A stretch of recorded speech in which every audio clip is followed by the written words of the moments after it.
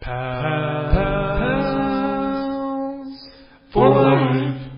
Hey everyone, welcome back to Pals for Life. Pals for Life is weekly radio for anyone who wants to enjoy World of Warcraft with some extra pals. We've got your commentary on news, tips, rumors, and the latest info on Warlords of Draenor. Today is September 7th, 2014. My name is Wilson, and I'm joined today by Randall. How are you? Doing good. What's up, guys? Nano, how are you doing? How's it going, guys? And Lane, what'd you have for lunch today? I had a hamburger helper. It was great. Fantastic. So, we've got a guild. The name is PFL. That's in all caps, and it's on the Alliance side of Emerald Dream. More info on that later in the show. Also, PAL's hotline is up and running. Give us a jingle and have your voice heard on the air. The number for that is 323-451-9693. And that'll all be in the show notes. And the cool thing is, if you look at 969, that's actually WOW on an old phone pad. I don't think we use those anymore. Yeah, so clever, right, guys? Yeah. So, we've got a cool number. Great job, Wilson. Great job. Alright, let's get this party started. Our Spellbreaker topic this week is the latest installment of the Lords of War animated series from Blizzard, Part 2, with Grommash Hellscream. Any initial thoughts on this? Oh, yeah. That's all I gotta say. Definitely. I think this is gonna be my favorite one, my favorite installment anyway, just because I love Grommash Hellscream. Hands down my favorite Lord of War, I guess.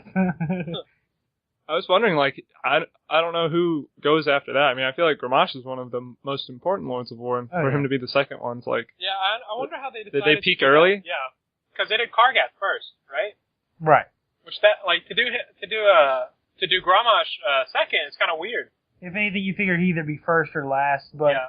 I think the thing is people know more about those two, whereas the rest of them is going to be a little more, for people to learn.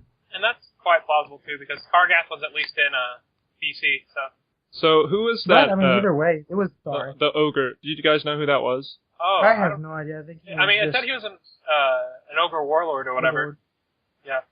So, yeah. I guess he was kind of important. I don't know. Very much. He looked like a chubby Xerxes.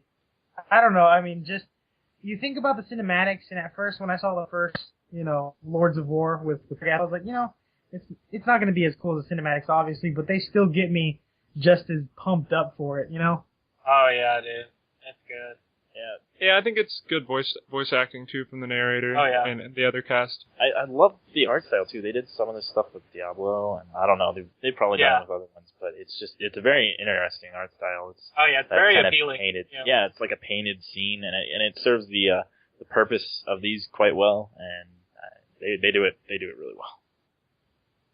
Yeah. Agreed. And it's kind of nice because it's kind of a facade 3D, right? So they did like some rotation at some points in the cinematic, and you could still kind of get like a sense of depth despite it being, the comic book style. Yeah, definitely.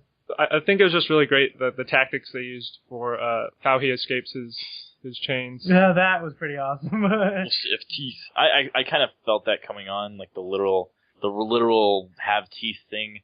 And he said that, I was like, oh, well, there goes that dude's neck. And then as soon as 3 seconds later. Yeah, he just got eaten. Grommash is pretty rough dude, though. He, left Golka there. Well, I mean, that's part of the Warsong clan. Part of being of the Warsong clan is having an unbreakable will. And the fact that she wanted to be put out of her misery just shows weakness, obviously in their clan base. Weakness isn't a good thing, so. And I think she was just saying that she was giving up, right? Yes, I think he hated that. I think for him, he thought if I was in this situation, I'd still try to survive and keep killing people or whatever, Exactly. So. Exactly. Which in essence, at the doesn't end, make you him got a to good see. guy or anything. Yeah. No. Obviously, he's not a good guy. Most definitely not. Yeah, but it's just the way that they portray him as the one with unbreakable will is just awesome. It's fantastic. I think the very end, everybody kind of lost a little bit. Yeah. Who do you see as maybe one of the next Lords of War? I don't know, and I'll say this, the only reason I say I don't know is just because they're not putting it in any particular order. If anything, I think it'd be crazy if they threw Gul'dan out there. I think that'd be kind of cool. But. Huh. Yeah, he doesn't have a clan with him, right? Yeah. Or he is part of a clan, yeah. He's not he the was head, in he was in line. He was in line to be the next shaman for Thrall, the Frostwolf clan. That's right. Huh. Well, I they don't think could they're put doing the Frostwolf though, or maybe that's I don't know. No, that's Frostwolf's that's different. Durotan. Yeah. So if they ended up doing part of the Frostwolf, I don't know. or they could do I forgot what Orgrim's The Doomhammer? was, but or he's Doomhammer. I don't know if that's a clan. yeah, no, he is Doomhammer, but I forgot what the clan was. I think it might be the Doomhammer clan. I don't know. Either way, one of them two has to be next. I figure, but we'll see. I mean, they could. Yeah. I'm just looking right now at the different clans, and I guess they could maybe do Blackhand next, Kilrog or Nurzhol, one of those guys. Looks like Okay. those are the big ones, maybe. That had the other clans in the Iron Horde. Right. Definitely looking forward to the next one. Yeah. If not all of the rest, they're going to be really good. Moving on to our big game topic this week, there was a forum post about cross-realm zones, and I kind of wanted to explore this a little more. We'll talk about the good and the bad and the ugly of this one. Are you guys in favor or against cross-realm zones? Well, let me tell you, I am totally against cross-realm zones because I have so much experience with them, being the main WoW player here. Yeah. Me and Randall talked about it a little bit. Cross-realm zones, I mean, they're not a bad thing, because, just like on last week we talked about ghost towns. It helps populate areas like that. It helps bring people in. It helps you be able to group with others if you need, group quests, things like that. Or, the biggest thing is the Time Lost Isle. Everyone gets killed there every once in a while, regardless of Horde or Alliance. There's going to be big groups of people that are just going to take you out, whether you like it or not. And it's the Timeless Isle. I'm sorry, I said the Time Lost Isle. Pretty much the same thing. Yeah, same to me. From my perspective, not really playing this game, we've talked already about how big this game can be in one of the other episodes, and we've talked just last episode, how the ghost towns are becoming a bigger and bigger issue, and this is, from a design standpoint, it sounds like a pretty good solution to some of these things, because, you can pull people in from wherever and put them inside this one zone. The technical side's probably a little crazy, but Blizzard has the manpower to pull something like that off, I think. But the real issue is, and it seems like this person has very specific problems with it. He has some sort of outlier, maybe not outlier, but just, again, specific problems with it that may have popped up as not really an oversight, but things they couldn't have foreseen being problems. I don't know, for me, well, primarily, I think, some of the way that the spawn, like the rare spawns and rep farming kind of works, I think those points are pretty valid because they were designed around one server. Mm-hmm. And sure, like a popular server would be busy and harder to get stuff on. But I don't know, it just doesn't feel exactly right with cross-realm zones because you get like basically all of the players from like several realms that all are really hardcore about doing one thing. It kind of sucks because I'll never get the Time Lost Proto Drake. And the thing is, it makes it harder for those who are doing the exact same thing on like a less populated server in a cross-realm zone. Like, you're gonna have to work for it. You're not gonna, you're not gonna be able to just sit there by yourself and farm it until it comes up. It's not gonna be done in 2 or 3 days, obviously. If there's more players there surrounding the area, you're gonna have to get into more PvP, or you're gonna have to get in a group with people most of the time. And like as far as getting the Time Lost Proto Drake, that's gonna suck because there's lots of people just around you. You tag it first, maybe you'll get it. If not, well, then you'll have to wait another week or two. So. I still think it's a cool idea overall. I mean, they probably, honestly, I think they just need to smash smaller servers anyway, though. Yeah. I think that's true. Like, they just need to merge them together with the larger servers so everyone's getting something out of it. The bigger servers get a little bigger, and the smaller people get to play with other people. The real question, I think, there is when is the optimal time to do that, because WoW has expansions that up server populations exponentially. So when can you do something like that without, possibly running into problems later? Yeah, see, and right now it's probably not a good time because they're about to have a new X-Pack. Yeah, exactly. So you don't want too many people on a server or anything. But once the X-Pack gets going... Yeah. And I guess the other thing is like, you've been playing on the Venture Co. for 10 years. You may not want to leave the Venture Co. That might be part of your WoW experience. Shutting that down could be catastrophic, at least for like your perception of the game. But also people come and go from servers. I think the cool thing is meeting new people in the game and forging those relationships.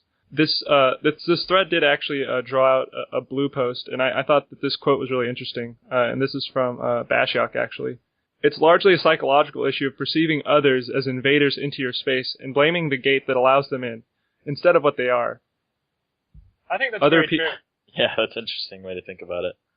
Yeah. Because I guess it seems like people are, if you're doing the things this guy's trying to do, or talking about the things maybe like, loot or stuff like that, then it definitely is going to seem like these people are stealing your chance at some sort of particular drop. It's just interesting that, it's like other people in an MMO. Like, that's not a bad thing to have in that regard, right? Like, that's why you're playing it usually. Yeah. For some people, playing WoW can be such a solitary experience. Yeah, and that's totally fine. That probably speaks more to the current state of WoW than... But, honestly, I want to say one more thing. CRZs, they're ultimately a personal thing, right? If you're going to like them or not. There's no one direct opinion that everyone should have. Well, at any rate, it'll be interesting to see how, the cross-realm zones work in the expansion, because I don't think that in Pandaria those zones are actually cross-realmed at all. So yeah, that'll definitely be an interesting to see. This next topic, or segment rather, is called Tavern Talk, and this is news and rumors from all over. The first topic I want to get into is the Robin Williams tribute has been seen in the beta. Randall, you want to talk a little more about that? Sure. I think if any of you have seen Aladdin, you might know Robin Williams for his role as the genie. And pretty iconic role. Everyone liked him, very enjoyable. And WoW has immortalized him in the game by making him a small genie in a lamp. And also includes quotes from the movie itself. So it's a pretty cool little tribute to him. Gonna miss the guy. It's good to do stuff like this in WoW, and WoW specifically has done this on many, many occasions. Yeah, and I think the even bigger benefit is Robin Williams was like an avid gamer himself. He really liked games. I mean, his daughter was named Zelda. So, yeah. I think he'd very much appreciate it in a lot of ways. Oh, yeah. I agree with and that. I thought that was cool once they brought that out. They were like, yeah, Robin Williams was an avid gamer, so I think this is going to be good for them, too. I guess not from this isn't going to be an emotional standpoint, but just from a business standpoint. Oh, yeah. If they put it out there, they're going to be like, yeah, we immortalized Robin Williams in the game. People are going to be like, wow, no way. He was normal. Maybe I should play it too. Just, something to that extent. Yeah. Because people have a little view of people when it comes to, oh, you play World of Warcraft, huh? Well, you don't look like the type. There's not really a type. Yeah. I think that the common view now of like a WoW player is like, oh, everybody's played WoW, but no one plays anymore. Unless you're not cool or something. Yeah. Like that. Yeah, something stupid like that. So basically, Losers. they don't really have anything to lose from putting this in. It's a win-win on both ends. And it seems like he actually enjoyed WoW, like the game. I didn't realize that he played, but Me either. Yeah. There's actually a substantial amount of people that play that you wouldn't think would. Yeah. Vin Diesel? Anybody? Yeah, there's Yeah. been some crazy. Does he really? Or he did. I know he was a big player. Oh. Mila Kunis too. Yeah. That was David's favorite. that's Yeah. impossible. That's impossible. No, but yeah, I mean, it's just it'll be a good push for both sides. I mean, I think that's going to be pretty awesome. Oh, yeah. The next topic that we're going to be looking at is the live Q&A that happened on Friday with community manager Lore and Corey Stockton and Dave Kosak. And the last two guys were the lead game designer and the lead narrative designer. So a lot of design talk. It was kind of a neat format. It was like 45 minutes. I think it was at noon or 10 a.m. Pacific time. I don't understand. It's interesting that they would choose even that time slot. I don't know who's available at that time on a Friday. Lunch. So, I mean, it's 10 a.m. Pacific, so I mean, everybody. 12. Well, it's 12. Well, it's 12 p.m. here in Central Time, Yeah. but So I guess we could watch it during lunch, but that's a really random time. I guess that's just when they had time. yeah, maybe so. And I'm sure they understood that somebody would be asking questions on Twitter. Yeah. Some of the big takeaways from this are garrisons are very heavily involved in your experience of the expansion. Right off the bat, you're almost immediately going to go to your garrison and start leveling it up. There are some pretty cool takeaways there. You can actually invite your friends over to your garrison. They can hang out and check it out. So garrisons are basically just personal spaces where you can do different things in the game. I mean, I don't know too much about garrisons, seeing as I'm not following 100% along. But does anybody have a good TLDR on them? I mean, the biggest thing is that basically they're like a supplement to your current professions and even just leveling as a whole. Okay. It's something personal you can do alone. You don't have to, work with a lot of people, and it's kind of ongoing all the time, right? Yeah. So I think it's going to help people that maybe don't play as much, especially. You kind of set your garrison up to your fitting and everything, and then it'll kind of work for itself. So. Okay, that's cool. Yeah. Basically, it's like a personalized building that affects your gameplay. Exactly. Okay. That levels with you, and it's per character. for the most part. So besides like the high level garrisons, like it's per characters. You can have different garrisons on different characters. Cool. One of the things that I thought was pretty interesting was just, seeing all of the types of garrisons again in some promo videos. And I don't know, I just think the Alliance houses just look way better. I thought the Frost Ridge looked pretty cool, honestly. Yeah. I like that's true. Well. I think the upgraded versions definitely look better, but the Horde, I just think the Horde garrisons, when they start, they just all look like really bad. They're just they're little huts. Yeah, that's the thing, though, right? Is that the materials they use are not as good as the same. Horde syndrome, we could call that. It's come up a lot. We also got some information that basically once you hop through the Dark Portal, you're kind of trapped in Draenor. I mean, you can go back with your Hearthstone. Your Hearthstone still will work, but originally the concept had been that you would just be stuck in Draenor, I guess, until you finish the content. Honestly, that's what I thought. That's what I thought it was, honestly. I thought this whole expansion, once you started it, you were just kind of stuck over there until, you fought your way out or something. But so the Dark Portal is actually a place you can go to do this specific expansion?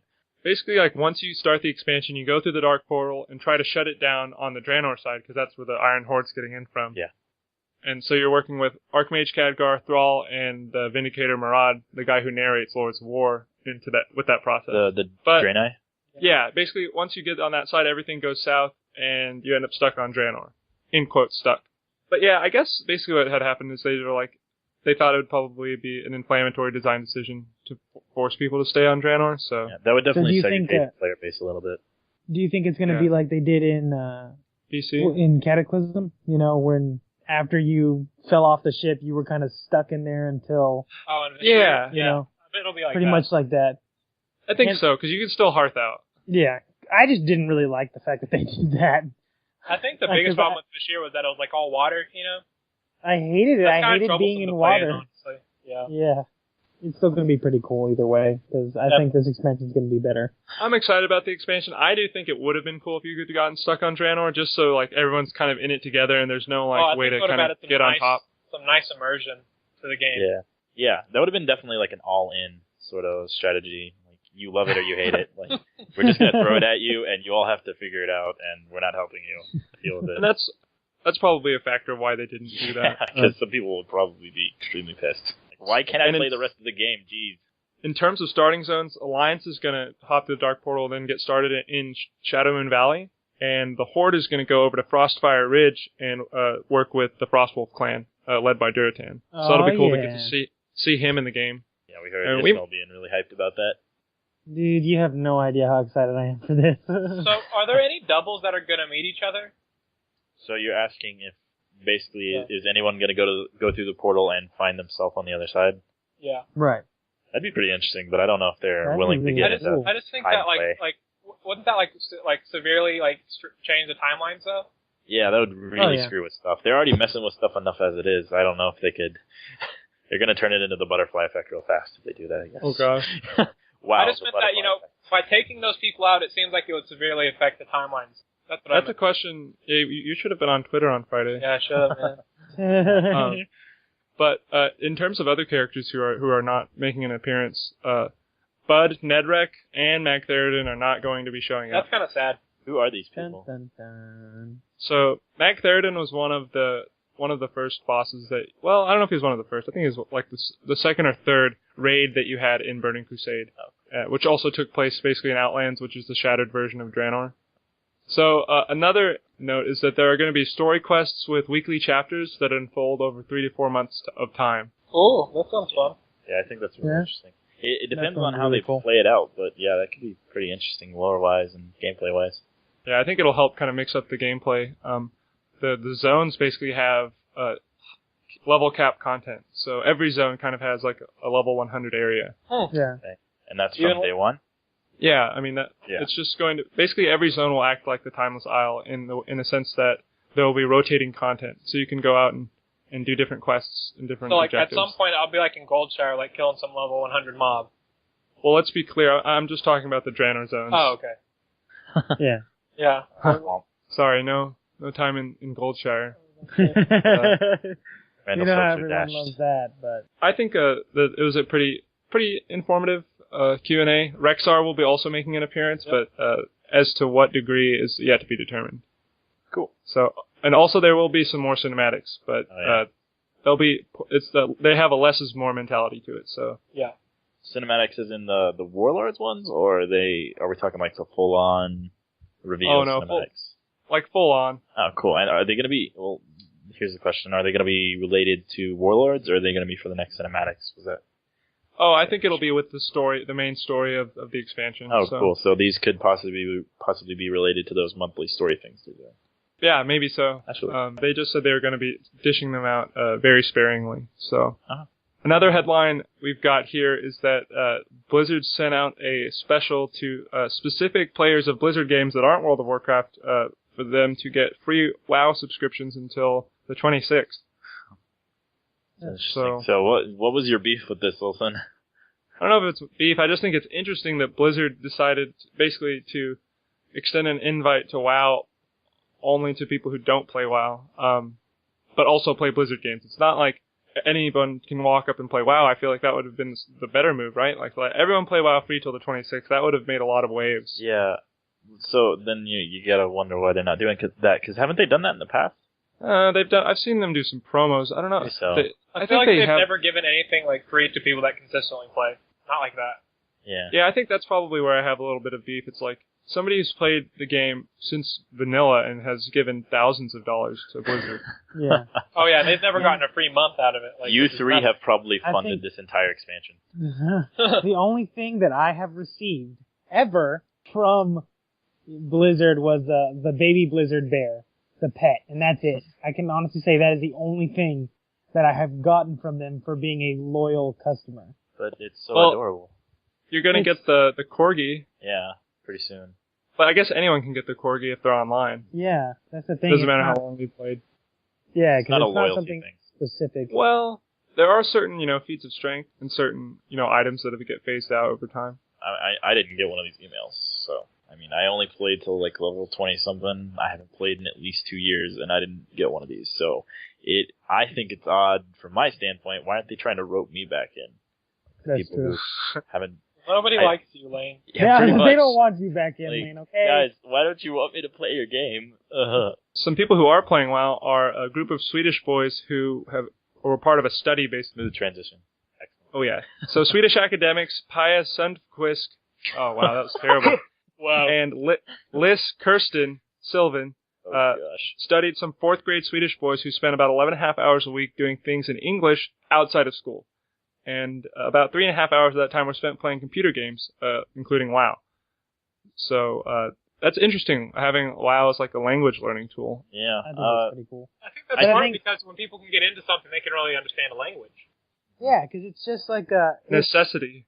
Exactly. Well, honestly, it's just immersion. When they say immersion into an actual culture to learn the language, it doesn't have to be total immersion. I mean, honestly, you play WoW long enough, you play some kind of video game long enough with a group of people that speak the language, you'll pick things up. Like, I know this isn't a very good example, but watching Bleach, I know what Tai Cho means now. I'm pretty sure, Randall, you know what that is as well. Yeah. Don't lie to me and say you don't. But it's kind of the same thing. You pick it up after a while, and you're like, yeah, I mean, you're not going to be professional at it. You're not going to be the best you can be, but you can get through it. Not going to be all you can be, but it's okay. Exactly. Starting to sound like Pokemon. But anyway, I just thought that was interesting. I wanted to share it with you guys. And of course, the article will be linked in the show notes. Yeah, it's very interesting. So that's all for Tavern Talk this week. Moving on to the boss fight. Lane says he's got something special for us this week. Hold on.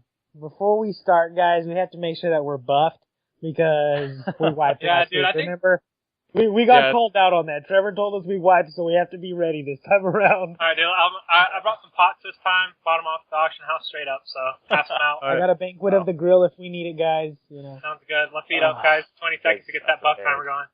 All right, guys. I'm Elixir to up. So, Lane. All right. What is your beef with WoW? Okay, it's not the super biggest beef this week. It's not as harsh as last week for sure. But this week, I'd like to discuss, and yes, discuss instead of tear apart. I'd like to discuss the UI in World of Warcraft. And you may come to the defense of this. You may not. I know you guys have spent thousands of hours with WoW, so it's probably second nature to you by now. But for me, if I just look at a picture of the general layout of a level 90 character it's absolutely insanely convoluted. And you're ramping up to this stage, so, you know, you've gone through multiple stages where you had, you know, a few spells here, et cetera, so you've learned this over time. The real issue I have with it is, why is there, you know, the UI system still so basic? I remember back when you guys used to play constantly when I was hanging around with you guys, that you all had like 4 or 5 different UI mods plugged in at any one time to make the UI more friendly or tell you something that it didn't tell you naturally. So my real question is, why do you have to do that? Because I played a game, I played Firefall for a while, and in that game, you have 100% control over the UI. You can put things where you want them, cooldowns here, you can put your map here, you can put your resources over here. You have 100% control over all the things UI. In a game as complex as WoW, with such a massive design team, why can't they do something like that to simplify or even personalize, the UI in a way that any person wants to? That's what I think. Okay, so I want to touch on that a little bit. The first thing is that, you know, obviously the UI is like older. Yes. I mean, definitely. The UI was made a long time ago at a time where they weren't thinking about all these other cooldowns and stuff that people would have. 2003. You had a lot of basic spells, nothing crazy that you have now.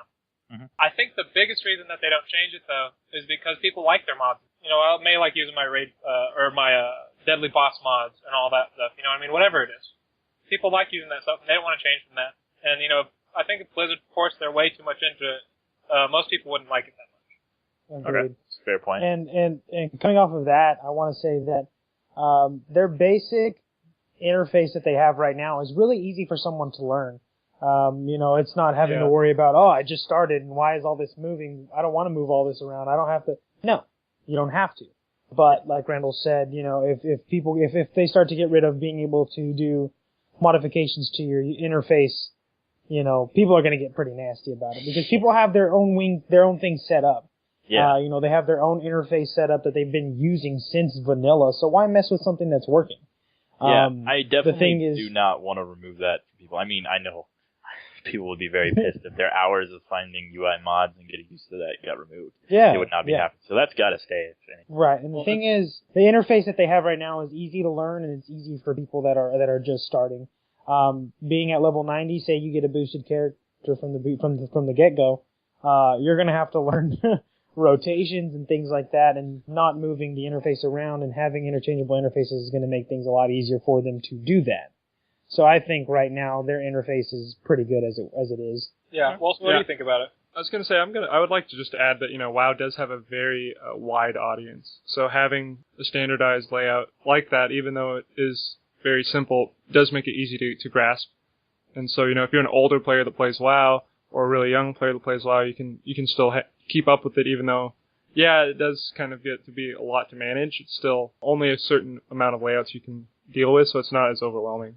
Yeah. In that regard. Yeah, maybe they just need to do a little bit of updating with it. Maybe, obviously not a full overhaul. We don't want to screw anyone over here. I don't know, some visual updates, maybe a little bit of more control. It's an eyesore for me to look at that crap. It's so much stuff on screen. It's insanity. I don't know. Well, the thing is, that is just because people have extra stuff. You know, you can make it to where you have your certain hotbars just on that one hotbar. You don't have to have anything else everywhere else. You can do it to where you can tab through. I think you have like 4 different bars that you can put on your main hotbar that you can tab down through, or you can scroll down through. That way you have everything else and it doesn't look so conjoined, so to speak, and so cluttered. It's just a matter of people not cleaning up their interface. It's not necessarily that's how everyone's has to be, but it's just because people don't, you know, it's like a room. If you don't clean it, it's going to stay dirty. Add-ons are a pretty nice part of the community too, so having this kind of fuels new add-ons to get made, and Blizzard has a history of incorporating the really popular add-ons into the game. Yep. Which kind of sucks if you're an add-on maker, to be honest, because all of your hard work basically gets overwritten. Yeah. And I think one of the easier ways to uncrowd your interface is macros. And nowadays, if you're PvPing and things like that, and if you don't have macros, there's no way to continue on. But macros will help clean up everything that's on your interface. That way it's not so cluttered as well. So they give you a couple of different options so that you can do those things. It's just a matter of learning how to do them so that you can keep everything clean. And I think, Yeah. The biggest thing, to keep it as basic as possible is best, because new players coming in, it's pretty simple. Even though, like, there may be a lot of spells they could take it, like, a step at a time. They're numbered 1, 2, 3, 4, 5. You know, that's all they have to press and worry about, really, for the time being. And then for the bigger players, it's easier to get, it's more mod-friendly because it's so basic, so you can change as much or little as you want. I think it's placeable, personally. And then just as like one last note, I think this is also probably something that, Blizzard has so many features that they're constantly worrying about, what should we spend time working on? And I think the UI probably works well enough that it's not a glaring issue for them. They'd rather be spending that time like working on Lords of War or something else. So Exactly. Makes sense. Yeah. So, All right. Well, guys, my 2 cents. there you go. I'm Nice. pretty sure we tanked that pretty well. Wilson was a healer. Flexed our guns real hard, I'll come up with something more inflammatory next time. Don't worry. Alright, there's always another boss Well, fight. dude, we got some around pretty the sick corner. loot, so I don't know if you're gonna be ready. I'll have to train up for it. The boss is trained, by the way. So And people who don't play WoW don't get new loot, so you won't have any. I'm a boss. I get everything Exactly. for free. Well, speaking of new loot, Randall's got a tip of the week for us that might help you out. And these I think- transitions, they're on point. And I think y'all are gonna like this one. So actually, this tip is something we kind of stumbled upon last week. And me, Wilson, and our friend David, we went through Old War and got our Rusted Proto-Drakes. If y'all don't know, the 10-man Old War has a lot of achievements that you can complete, and completing a group of them will give you the Rusted Proto-Drake. If you want to look it up, I think it's called Glory of the Old War Raider or something, Wilson? Yeah, Glory of the Old War Raider. Yeah, Glory of the Old War Raider 10-man. And you can do 25-man also to get a different Proto-Drake. And most of the achievements are pretty easy. Look up YouTube videos for them. I mean, I think it took us 2 or 3 hours. We would have done it quicker if we'd known the instance a little better. But Wilson was new to it, and I was like, it's been a while since I'd played in it too. So we took our time with it, and it was really easy. We got our Rusted Proto-Drakes, and now we're flying in style. So, if y'all want to really look cool on the street, that's something y'all can do too. Yeah, just remember that you're getting them out years after it was actually attainable and hard to get. Yeah. That's very, and Cheat you're a little also, bit. as I say, you're also like very overleveled for the content. But no one knows that once you've gotten it. Yeah, you for the can tell most people part. whatever you want to tell them. Wow, maybe that guy was an OG. So anyway, if you're frustrated farming the time lost Proto-Drake like me, and you need a Proto-Drake to fill that void, this could be your option. This could be an option. Yeah, you need Yeah, another but- Proto-Drake, so... In all honesty, I saw the Proto-Drake and I was kind of jealous. See, guys, look at that swag. Yeah, that quick. That's how you get fans right there. Yep. Exactly. Proto-Drakes. Our next segment of the show is called Trade Chat. This is a chance for you, the listener, to be heard on the show. You could phone in now with our new WoW hotline, or the PALS hotline. That's what we're going to call it, the PALS hotline. That's 323-451-9693. But Nano's going to tell us a little more about what we heard this week. Well, this week, again, we heard from Trevor. We always enjoy hearing from anyone, especially Trevor. He's become kind of a friend of the show just because he's been giving us quite a bit of good feedback. And this time he pretty much helped us out with telling us that we wiped pretty hard on the last boss fight. So that's They'll be more proud of you this time. They'll be more proud of you this time. Don't worry. But he was talking about how we introduced ourselves on what server we played, and just telling us how he's a normal gamer as well. And he was also asking us as far as being able to talk to us either on server or posting our BattleNet and things like that. We always, want to be open with you guys, be able to tell you guys anything that you want to hear, so to speak. So what we're going to do is in the show notes we'll have our battle tags posted out. That way you can add us, drop us a line on the website, email as well before if you'd like. Tell us who you are, tell us that, you added us, things like that. We're avid players, but we can't always get on every day. But it'd be a little easier way to reach us as well. Now, as far as it goes, Trevor talked to us about a couple of questions, like the listener quest that we had last week. And, he obviously gave us an answer as well, and we'll hear some more about that later. But, don't be afraid to talk to us on the BattleNet and things like that. And also, we just recently got our guild up and running. It took 450 gold and charter signatures, but we got the guild running. If you were interested in that, with that guild, we'll be doing a bunch of different things. Sometimes we'll be doing RP, we'll have people who want to PvP, we'll have people who want to raid. It's just going to be, for good fun. It's not necessarily anything that's going to be there you won't be obligated to do anything. It's just to have, just this, a group of pals that'll be able to play along with you. If you ever need help, obviously we'll be able to lend a helping hand, but, just some more information on that. The guild, it's not too fancy. It's just PFL, Pals for Life. But we're hoping to hear from some of you guys soon, and like I said, we are still on Emerald Dream. Look us up. The Battle.net tags are in the show notes, so just give us a holler.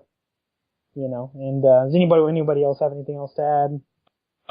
I guess I'll just say that, we are on Alliance side. We've been playing Alliance mostly from the start. We played Horde as well, from time to time. And we will have some Horde characters active on Emerald Dream, but, we will be primarily playing Alliance. So, hate to break it to you guys. We're allies. Sorry, guys. And Nano is going to be our guild master, so, he'll be rolling with an Iron Fist. Iron Fist, I get it. Anyway, our listener quest for this week, kind of going in line with that, is are you playing Horde or Alliance in this expansion? So we'd like to hear from you, because, I think whenever the game first came out, almost everyone was playing Alliance, and then as time went on, Horde became really popular and stayed popular, and then now it's, I don't know, I feel like maybe people might be coming back to Alliance. Let's hope, man, honestly. People used to jump over to Horde because they were doing better in PvP, and then not so much. I think people are still going to be jumping to Horde, especially with the Lords of War videos and all that. Everybody's going to be playing Orc, dude. No way. Fight them, or that might be true. No way, people aren't. All the new players, right? Yeah. I was playing Orc before it was cool, alright? So, Orcs have always been cool, so that's a false statement. Oh. Right. Somebody's cred just got blown out of the water. Fair enough. Gosh. And for last week's listener quest, we asked, how long do you think WoW will stick around? And Trevor told us, basically, it's as long as Blizzard wants it to.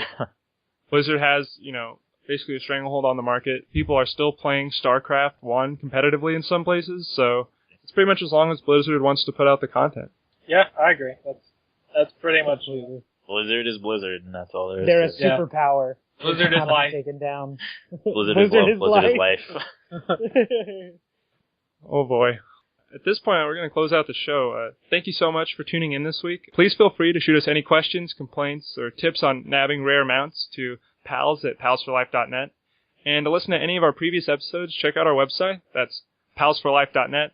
And of course, you can find us on iTunes, Stitcher, and anywhere else podcasts are sold for free. Anyway, I want to thank you guys for joining me, Randall, Nano, and Lane. Of course. Yeah. And until next time, this has been Pals for Life. See ya. Heyo. I love Gramash Hellscream. Why don't you want me to play your game? She looked like a chubby Xerxes. No, it's good. We'll cut that from the show. Good.